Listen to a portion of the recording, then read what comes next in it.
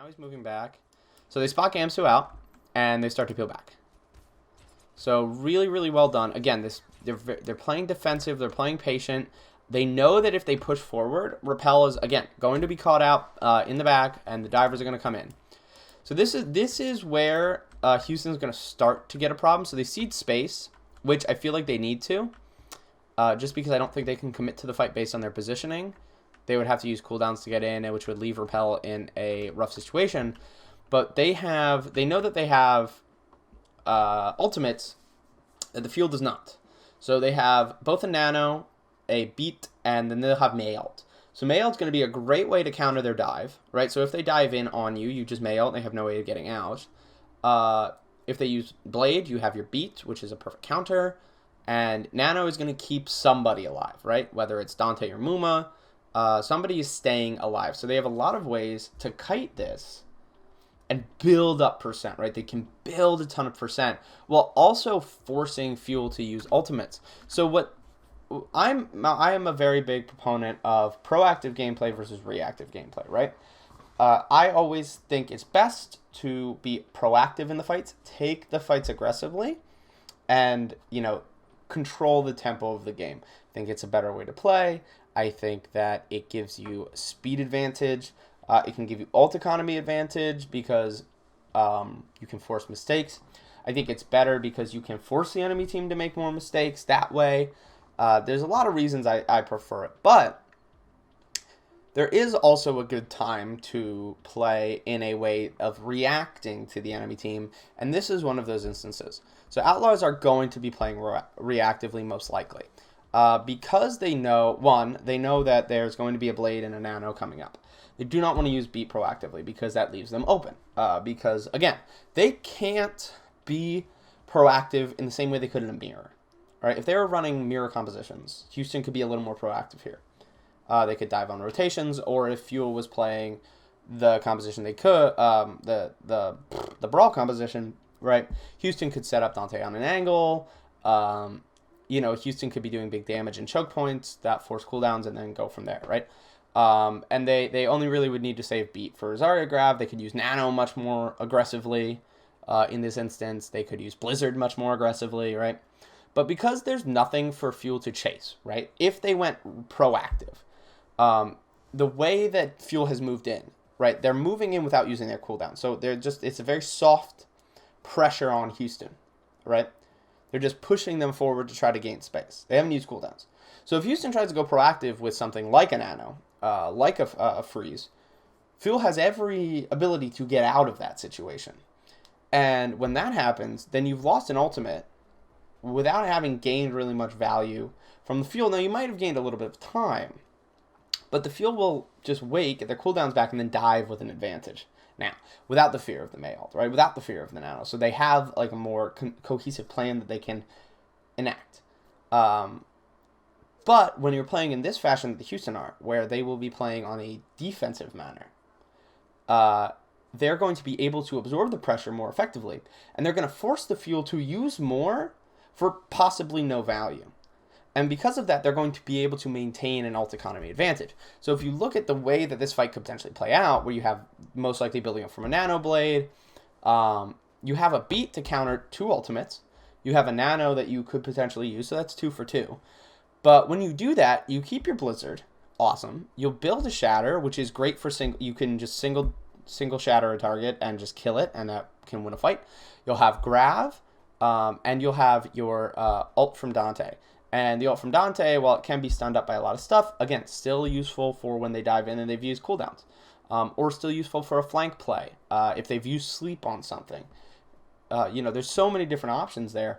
You maintain your ult economy while still building up. So by playing reactively and playing patient and defensive, you're still controlling the pace of the game, just in a little different fashion. It's like parking the bus in soccer, where you just put 10 men behind the ball, you don't let them shoot, and you control the pace of the game. That's kind of how Houston are looking to play here. They gain point advantage, so they know they don't have point advantage, so they don't have to push. Here, I'll pull up. I'll use soccer as an example because it's a good example in this situation, right? Soccer is a very low-scoring game. Boom, boom, 0-0, right? Say your team goes up 1-0. It's very easy to park the bus or play defensively and reactively. Instead of going to try to score more, like this still wins, right? You don't have to go and score goals. And it's the same thing with this. Like a 1-0 still wins. And then if you look at this, Houston still wins, right? Like if they don't kill anybody else, but Dallas can't kill anybody, Houston still wins the game. Like until the last point, blah, blah, blah, blah, blah. But the way I like to think about it is positionally, based on where everybody is at the moment, who is going to end up winning the game? Well, right now, Outlaws is. It is on Fuel. It is Fuel's requirement to attack, not Houston's. They have no incentive to attack. Because if you are in this position where you are at right now, and everybody just took their hands off the keyboards and the mice, right? And you just left it like this, Houston wins, right? So the incentive is on Fuel to attack. The requirement is on Fuel to attack. That allows Houston to play a game where they can absorb pressure and then release. So let's go back to this example, right? Oops, I'm sorry, here. Right, 1-0, so you've attacked. So all you have to do, right, say this is your little goal, and this is your little goalie. You have a defender here, here, here, here, and then you put another midfield bank, a very low block, right? Like if you're imagining this is like a midfield's up here, right? That's the midfield, and then you just put one attacker here, and then potentially you would put like an attacker up here. This is how Atletico Madrid plays, where they have this is someone who can take the pressure and then they just throw a long ball up and hope for a goal later if they can get it. But if not, if you look at this is just such a strong, solid defensive block. There's 8 players here. The enemy team has to get through 8 different players to score a goal. It's so difficult.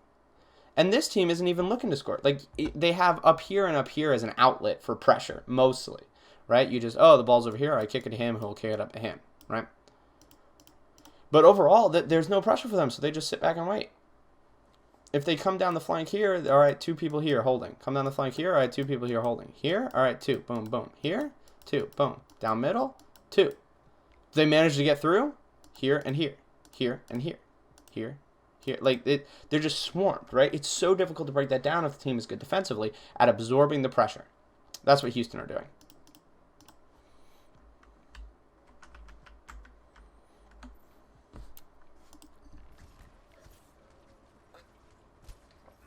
All right.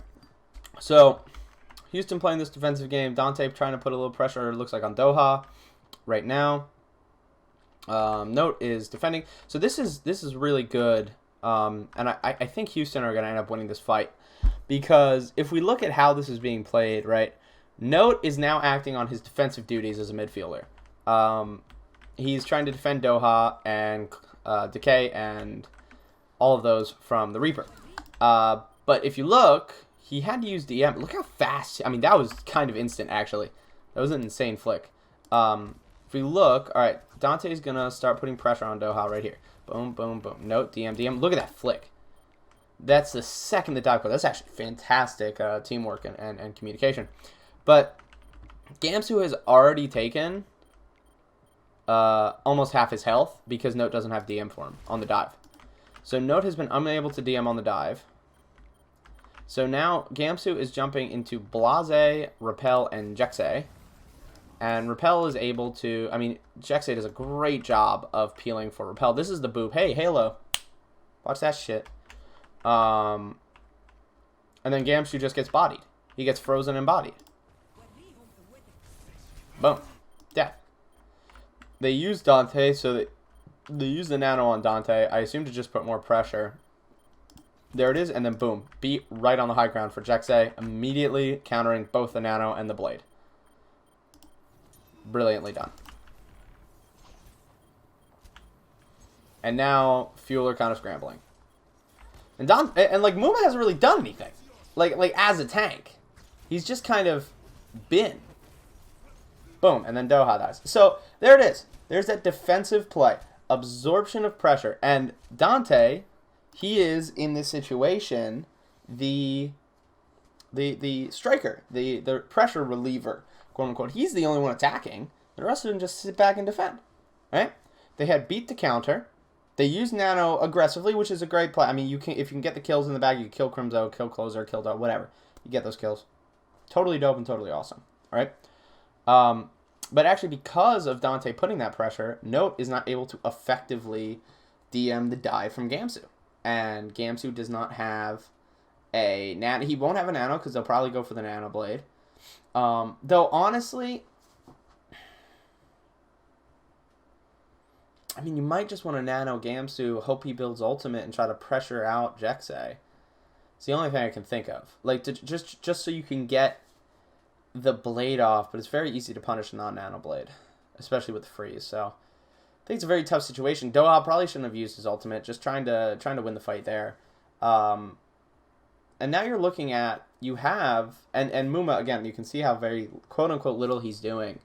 But really his main job is to just he's just hold the position so that they cannot press past it on the dive. But Dante now has ult, Blase still has ultimate. Mecco's going to be coming up on ult. And then even if Closer gets a beat, Grav into freeze can beat that out. Like, if you get a big Grav, which honestly you probably won't. But what you can get a single kill off of Grav. You might be able to force beat that way and then get a freeze there. A single freeze, like with May ult. Like, you can chain freeze Gamsu and ultimate. Like, there's so many different things they can do. And that defensive play means they've only burned 2 defensive ultimates versus the 2 aggressive ultimates, and they still have advantage. Overall, very good play from Houston.